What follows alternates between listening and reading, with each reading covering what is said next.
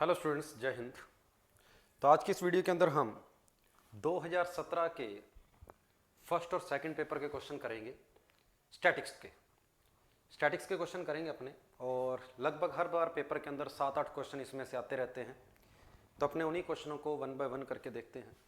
तो पहले क्वेश्चन का शुरुआत करते हैं। पहला क्वेश्चन आपके सामने है।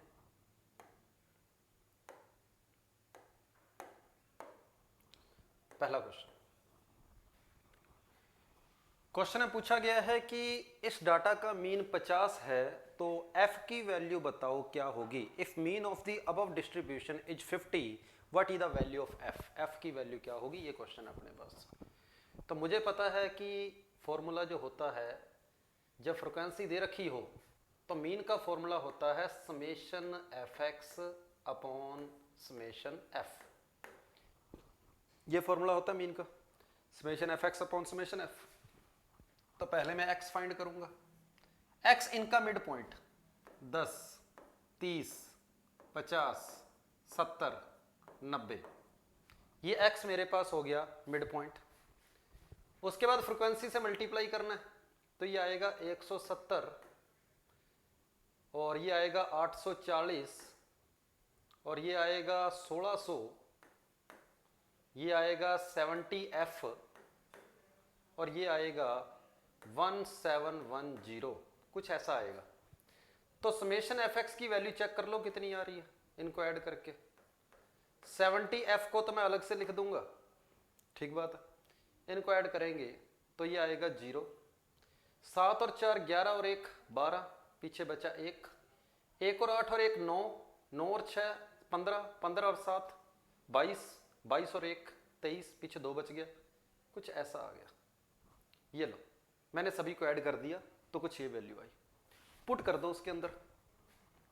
x बार जो कि 50 दिया है, summation fx 4320 plus 70f upon total frequency. इनको ऐड करो, इनको ऐड करते हैं। 28 और 32 हो गए 60, 28 और 32 हो गए 60, 60 और 36 हो गए 96। तो ये बन गया 96 प्लस f। क्रॉस मल्टीप्लाई किया इसको तो बन गया 4800 plus 50f is equal to 4320 plus 70f। यहां से मैंने देखा कि 10f की वैल्यू आ रही है, 10f नहीं 20f, सॉरी 20f की जो वैल्यू आ रही है वो मेरे पास आ रही है 480 आ रही है। तो 20f की वैल्यू अगर 480 आ रही है तो f की वैल्यू मेरे पास आ जाएगी 24 आ जाएगी। ए ऑप्शन आपके पास इस क्वेश्चन का आंसर है। थोड़ा सा कैलकुलेटिव था, पेपर के अंदर लगभग 2 मिनट लग सकते थे आराम से, 2 मिनट आप इसको दे सकते थे। चलो दूसरे क्वेश्चन की ओर बढ़ते हैं। किसी पाई डायग्राम के अंदर बोला है कि 4 स्लाइस थी, उनका एंगल इतना इतना इतना था, ठीक बात है। A new pi diagram is formed by deleting one of the slice. 60 degree की एक स्लाइस को डिलीट कर दिया भाई। मतलब ये हो गया कि जब पहले 150 डिग्री ये चारों मिलकर बना रहे थे, ये चारों एंगल मिलकर पहले 360 डिग्री पूरा बना रहे थे। चारों एंगल मिलकर 360 डिग्री बना रहे थे। किस रेशो में थे ये? इनका अगर आप रेशो देखोगे तो ये रेशो चल रहा था, सभी का रेशो कुछ आपस में ऐसा था। मैंने 30 से कैंसिल कर दिया। अब ये चला गया। अब 360 डिग्री को इन्होंने ही आपस में बांटना है। 360 डिग्री को इस रेशो में आपने बांटना है।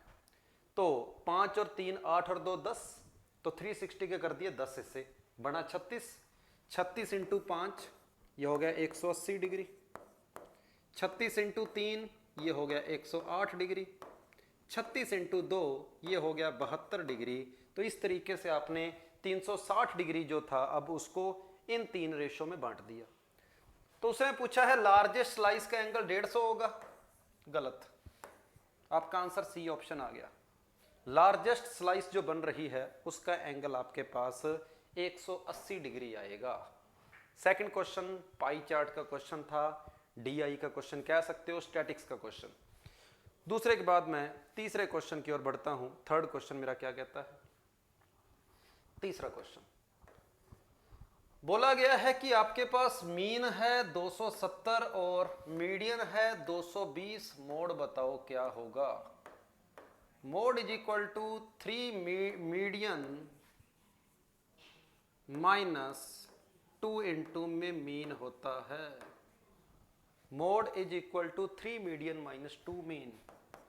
तो मीडियन की वैल्यू आपको दे रखी है 220, मीन की वैल्यू आपको दे रखी है 270। तो यहां से आपका आंसर आ जाएगा 660 माइनस 540, जो कि 120 होगा। आपके पास आंसर ए ऑप्शन। तो स्टैटिक्स का हमने एम्पिरिकल फॉर्मूला लगाया है, सीधा सीधा फॉर्मूला बेस्ड क्वेश्चन था, और ये मेरा तीसरा क्वेश्चन हो गया। चौथा क्वेश्चन आपके सामने है। एक टेबल दी गई है और क्वेश्चन के अंदर किसकी बात की गई है? एवरेज प्राइस की बात की गई है, मतलब मीन निकालना है। मीन निकालना है, चलो मीन निकालना है। उसने बोला है प्राइस पर पेंसिल 1 रुपया, हर पेंसिल का रेट 1 रुपया है, ठीक बात है। मनी स्पेंट इतनी दे रखी है, 3 टाइप की पेंसिल है, ए बी सी। क्वांटिटी दे रखी है आपको? क्वांटिटी नहीं दी, मतलब एक्स की वैल्यू आपको नहीं दे रखी। एक्स की वैल्यू क्या क्या है ये आपको फिलहाल यहाँ पर एक्स की वैल्यू आपको यहाँ पर मनी कितनी स्पेंड हुई है वो आपको दे रखा है, कितना पैसा हर टाइप की पेंसिल के ऊपर लगा है, ठीक है। तो मैं यहाँ पर क्वांटिटी लिख लेता हूँ, कितनी पेंसिल है, हर एक पेंसिल का रेट लिख लेता हूँ, और टोटल मेरा खर्चा कितना हुआ है मैं वो लिख लेता हूँ। टोटल मेरा कितना खर्चा हुआ है मैं वो लिख लेता हूँ। 50 रुपए मैंने खर्च किया है 1 रुपए रेट वाली पेंसिल के ऊपर। इसका मतलब मैंने 50 पेंसिल खरीदी थी, इसका मतलब मैंने पेंसिल भी 50 ही खरीदी थी। 20 रुपए खर्च किए हैं मैंने, हर पेंसिल का रेट है 2 रुपए। 20 पेंसिल खरीदी है, 20 रुपए की प्रिंसिपल खरीदी और हर पेंसिल का रेट 2 रुपए है, मतलब मैंने कितनी पेंसिल खरीदी थी? 10 पेंसिल खरीदी थी, ठीक बात है। यहां खर्चा हुआ है x रुपए, यहां खर्चा हुआ है x रुपए, हर पेंसिल का रेट है 1.5 रुपया। तो मैंने कितनी पेंसिल खरीदी थी? x बाय में 1.5, 1.5। ये लो, ये मैंने यहां पर क्वांटिटी लिख ली, आपके पास कुछ ऐसा आ गया, ठीक बात है। क्वेश्चन में x की वैल्यू पूछी है और पूछा है, बोला गया है कि एवरेज प्राइस जो है ना, एवरेज प्राइस जो है, एवरेज रेट आपके पास कितनी पड़ रही है? 1.25 पड़ रही है। कंबाइन मीन का फॉर्मूला लगा सकते हो, कंबाइन मीन का फॉर्मूला, ठीक बात है। ये आपके पास रेट यहां पर किसका काम कर रहा है? x का काम कर रहा है, x का। ये आपके पास किसका काम कर रही है? क्वांटिटी, फ्रीक्वेंसी का काम कर रही है। फॉर्मूला लगा दो, summation fx upon summation f। तो मीन इज इक्वल टू हो गया summation fx upon summation f। ये फॉर्मूला लगा देते हैं। इसकी वैल्यू आपको दे रखी है 1.25 समेशन fx। ये f इंटू एक्स ही तो है, ये f इंटू एक्स ही तो है। इसको ऐड कर दो सभी को, 70 प्लस x अपॉन क्वांटिटी को ऐड कर दो, 50 प्लस 10 60, तो 60 प्लस आ जाएगा x अपॉन में 1.5। इसको सोल्व करना है अभी हमने, इसको सोल्व। 60 को 5/4 से मल्टीप्लाई करेंगे तो ये मेरे पास आएगा 75 आएगा, ठीक बात है, कुछ ऐसा ही आएगा। इसको सोल्व करें अगर हम, x की अपने को वैल्यू निकालनी है, x की वैल्यू निकालनी है, चलो ठीक है, क्रॉस मल्टीप्लाई करके सोल्व कर लेते हैं बस, या इसको एलसीएम लेके सोल्व करें, इसको एलसीएम लेके सोल्व करते हैं पहले। तो ये आएगा 1.25 इज इक्वल टू 1.5 एलसीएम आगे ऊपर चला गया, तो 1.5 into 70 105, 1.5 into x 1.5x upon 60 को 1.5 से किया, 90 प्लस एक्स आ गया, ये 90 प्लस एक्स क्रॉस मल्टीप्लाई किया तो ये बनेगा 90 इंटू 5/4, 90 इंटू में 5/4। इसको सोल्व करके x की वैल्यू निकालनी है बस, तो ठीक है। इसको अगर मैं 5 से कैंसिल करता हूँ, अगर 5 से, तो ये बनेगा 0.25। इसको 5 से कैंसिल किया 21, इसको 5 से कैंसिल किया तो 0.3x आएगा। ठीक बात, ओके। और इसको इससे मल्टीप्लाई करेंगे तो ये बनेगा 22.5 plus 0.25x is equal to 21 plus 0.3x। ये उधर चला गया तो 0.05x इज इक्वल टू, ये इधर आ गया 1.5। तो x की वैल्यू आपके पास आ जाएगी 1.5 अपॉन 0.05। मैंने यहाँ 0 लगा दी, पॉइंट से पॉइंट उड़ा दिया, 150 बटा में 5, और 150 बटा 5 मतलब आपका आंसर आ जाएगा 30 रुपये आ जाएगा। मेन एक्सप्रेशन ये था। उसके बाद आप कैलकुलेशन कैसे करते हैं वो आपके ऊपर है, जिस मर्जी तरीके से कर लो, पर ये मेन एक्सप्रेशन बनाना जरूरी था। तो इस क्वेश्चन का आंसर आएगा 30 रुपये। बी ऑप्शन आपके पास आंसर है, summation F x upon summation F. ठीक बात है। क्वेश्चन नंबर 4 था, मीन का क्वेश्चन था ये। क्वेश्चन नंबर 5 की ओर चलते हैं। Question number 5, consider the following frequency. ठीक है, आपको ये फ्रीक्वेंसी दे रखी है, F1 और F2 की वैल्यू पूछिए क्या होगी। ठीक है, हमें पता है दोनों सेम होते हैं, इन दोनों का सम यहां लिखा जाता है, इन दोनों का सम यहां लिखा जाता है, तो इसका मतलब F1 की वैल्यू 11 होएगी। इन दोनों का सम यहां लिखा जाता है, इसका मतलब F2 की वैल्यू 16 होएगी। इसमें से इसको माइनस कर दिया और इसमें से इसको माइनस कर दिया, 11 और 16 आपके पास आंसर है। सी ऑप्शन आपके पास आंसर है। नकली क्वेश्चन था, कॉम्युलेटिव फ्रीक्वेंसी के ऊपर क्वेश्चन है, 2017 के सेकंड पेपर का क्वेश्चन। क्वेश्चन नंबर 6 है, ये आपके पास पैराग्राफ है एक, इसके ऊपर कितने क्वेश्चन है पहले क्वेश्चन देखते हैं। वेरी गुड, 5 क्वेश्चन है भी इस पैराग्राफ के ऊपर, तो आराम से इस क्वेश्चन का पैराग्राफ पढ़ेंगे, उसके बाद क्वेश्चन को सोल्व करेंगे। In a university there are 1200 student studying 4 different subject, maths, statics, physics और chemistry. 20% of the total number of students are studying mathematics। Total का 20% बंदे मैथ पढ़ते हैं, इसका 20% आएगा 240 जो कि मैथ्स पढ़ते हैं। 1/4 of the total number of students are studying physics। इसका 1/4 300 पढ़ते हैं भाई, फिजिक्स पढ़ते हैं। 320 students are studying statics, 320 students जो है वो स्टैटिक्स पढ़ते हैं। And remaining students are studying chemistry, बचे हुए स्टूडेंट्स जो है वो केमिस्ट्री पढ़ते हैं। कितने बच गए भाई, कितने बच गए? ये लगभग कितना हो गया, 620, 720, 820, 860, इसमें से 860 माइनस कर दो, 340 आ गया। 340 ऐसे हैं जो केमिस्ट्री पढ़ते हैं। आगे चलते हैं आगे।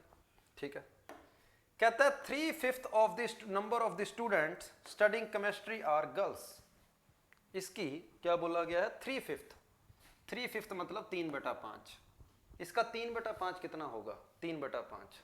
तो मैं 340 का 3/5 कर लेता हूं, तो ये आएगा सर 68 इंटू 3, 8 3 24, 2 बचा, 18 और 2 20 आ गया। ये गर्ल्स है। तो बाकी के 136 जो हैं वो बॉयज हैं। ठीक बात है। 150 boys are studying maths. Maths में बॉयज जो हैं वो 150 हैं, 150। तो गर्ल्स कितनी हो गई, 90 होगी। 60% of student studying physics are boys. इसका 60% जो है बॉयज हैं और इसका 60% होगा 180। तो बाकी के 120 जो है 120 वो गर्ल्स हो जाएगी। ठीक बात है, ओके। आगे चलते हैं अपने। 250 girls are studying statics. Statics पढ़ने वाली 250 गर्ल्स हैं, तो बॉयज कितने हो जाएंगे, 70। चलो सारा डाटा हमने सोल्व कर लिया है। क्वेश्चन देखते हैं। What is the total number of boys studying statics and physics. Statics और फिजिक्स पढ़ने वाले टोटल नंबर ऑफ बॉयज कितने हैं। स्टैटिक्स वाले बॉयज हैं 70, फिजिक्स वाले हैं 180। तो 180 प्लस 70 250 आंसर है। तो इस क्वेश्चन का आंसर मेरे पास आएगा 250। अगला question, the number of girls studying statics is what percent of the total number of student studying chemistry. Statics को पढ़ने वाली जो गर्ल्स हैं, स्टैटिक्स को पढ़ने वाली जो गर्ल्स हैं वो टोटल केमिस्ट्री का कितना परसेंट है। ये बोला गया।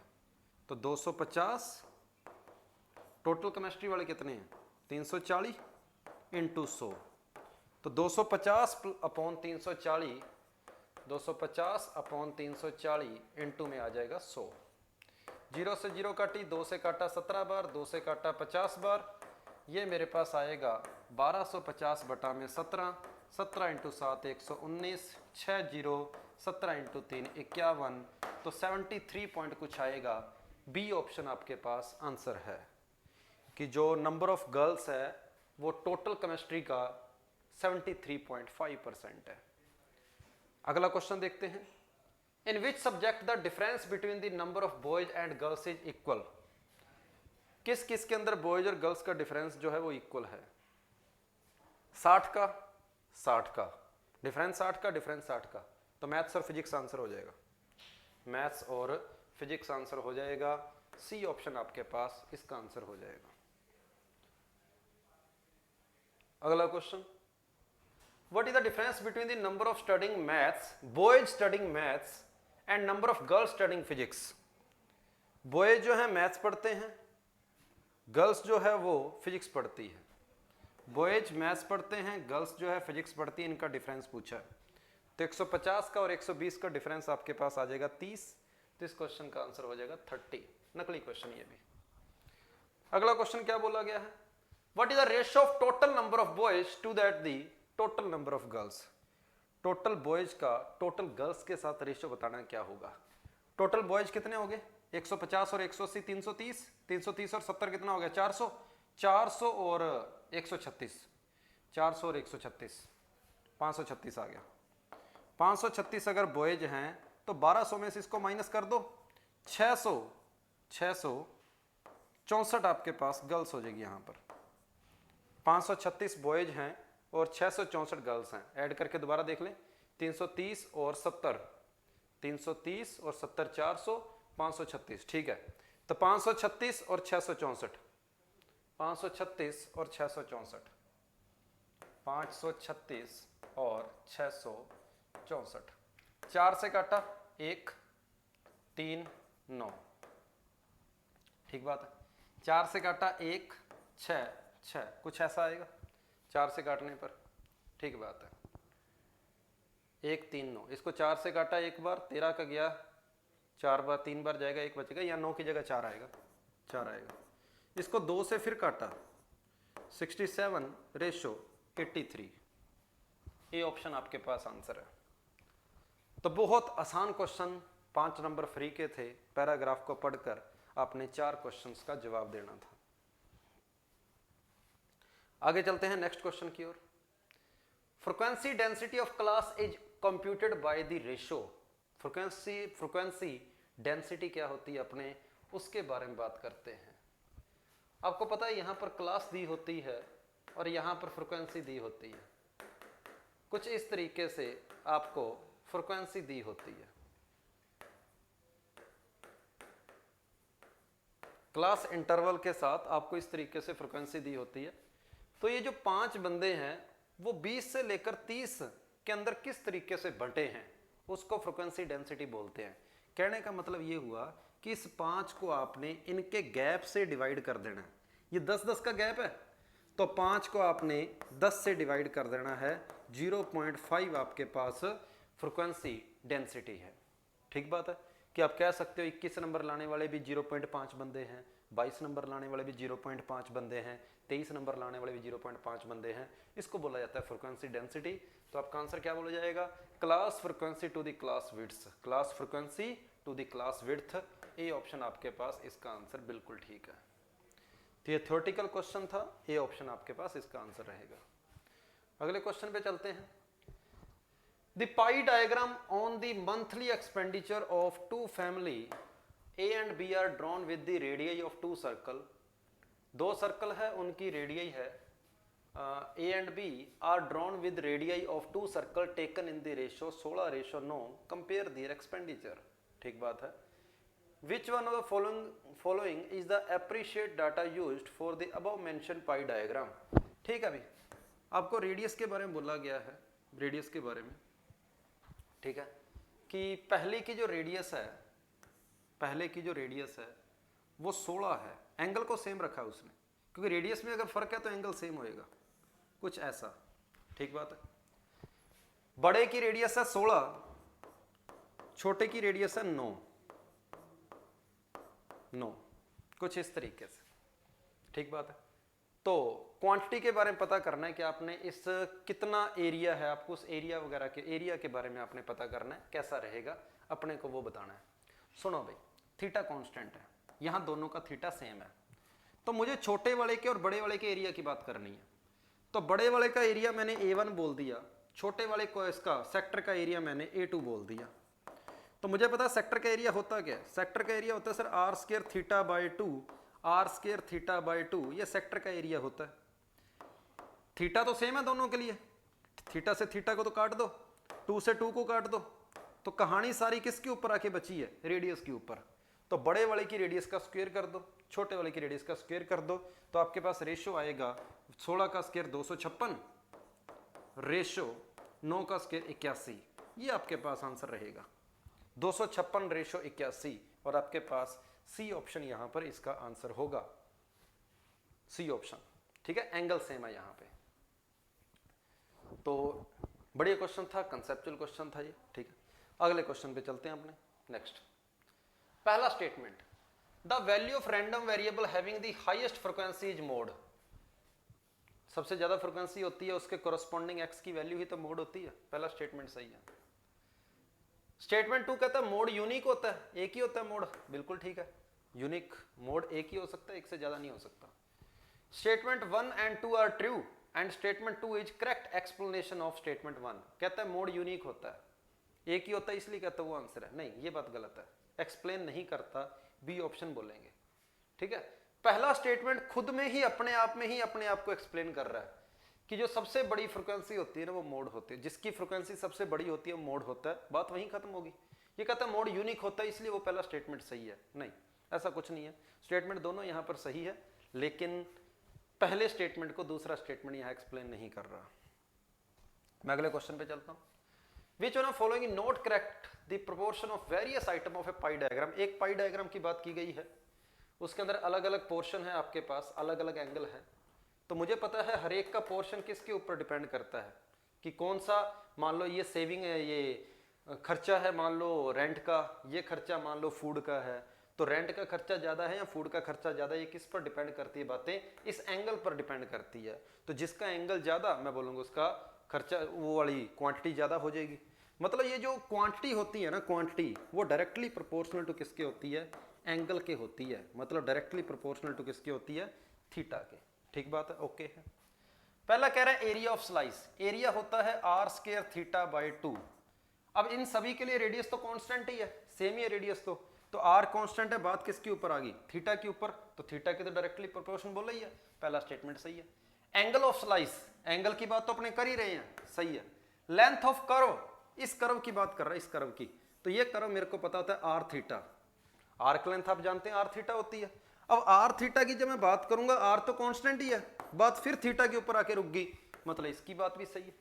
लास्ट आपके पास आ गया पेरीमीटर ऑफ स्लाइस, तो ये स्लाइस का पेरीमीटर क्या होता है, स्लाइस का पेरीमीटर होएगा r plus r, 2r plus r theta,